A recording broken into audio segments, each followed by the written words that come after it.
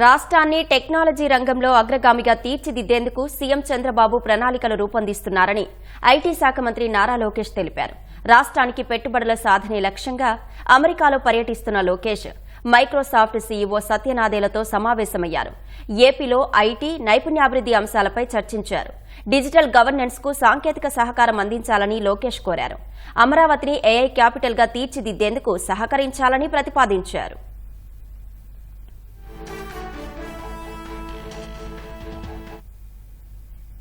America పర్యటనలో ఉన్న మంత్రి లోకేష్ మైక్రోసాఫ్ట్ సీఈఓ సత్య నాదెళ్లతో భేటీ అయ్యారు.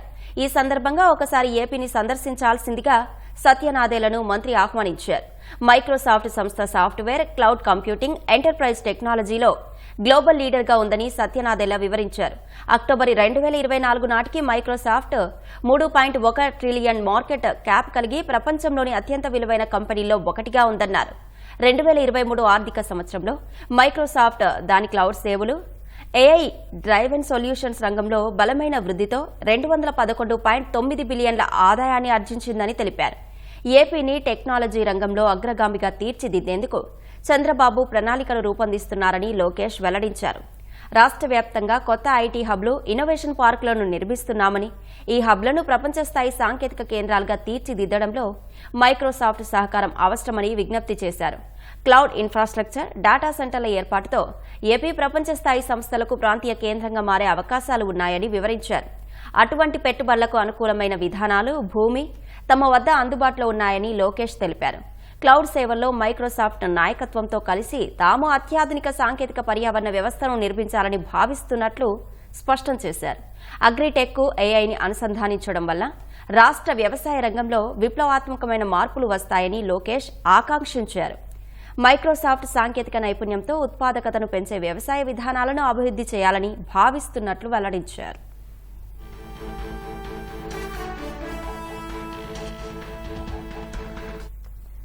స్పీడ్ ఆఫ్ డూయింగ్ బిజినెస్ లో భాగంగా stream approvals, fast track projects implementation, pro business పాలసీలతో రాష్ట్రం వ్యాపార, వాణిజ్య రంగాలకు వేగవంతమైన సేవలను అందుబాటులోకి తెచ్చిందని లోకేష్ వివరించారు.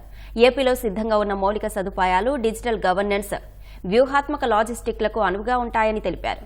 క్లౌడ్ ఆధారిత ప్లాట్ఫామ్లను అమలు చేయడం, డేటా అనలిటిక్స్ కోసం ఏఐని ఉపయోగించడం, సైబర్ సెక్యూరిటీ మెరుగుపరచడం, స్మార్ట్ సిటీ కార్యక్రమాలను అభివృద్ధి చేయడానికి రాష్ట్ర ప్రభుత్వం అనుసరించే డిజిటల్ గవర్నెన్స్ విధానాలకు మైక్రోసాఫ్ట్ సహకారాన్ని కోరుతున్నామన్నారు.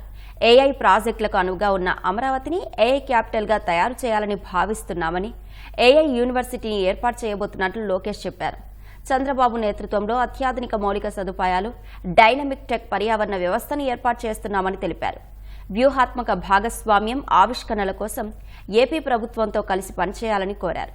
ఈ సందర్భంగా పలువురు మైక్రోసాఫ్ట్ తెలుగు ఉద్యోగులు లోకేష్తో ఫోటోలు దిగారు.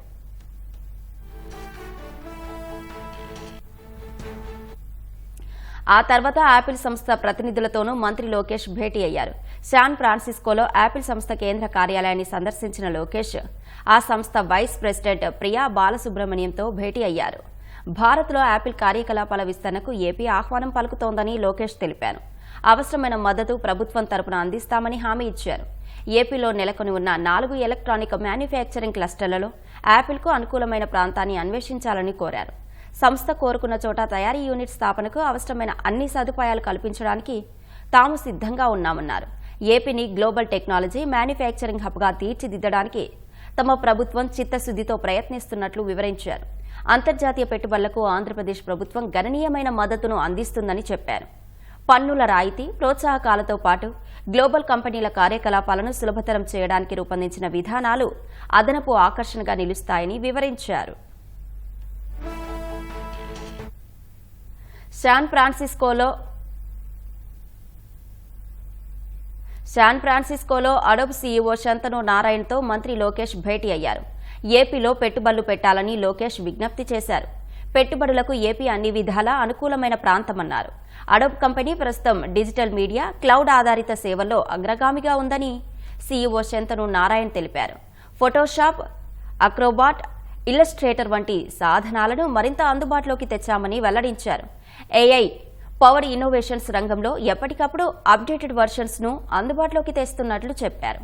లోకేష్ ప్రతిపాదనలపై కంపెనీ సహచరులతో చర్చించి ఏపీలో పెట్టుబడులు పెట్టే అంశాన్ని పరిశీలిస్తామని శంతను నారాయణ్ తెలిపారు.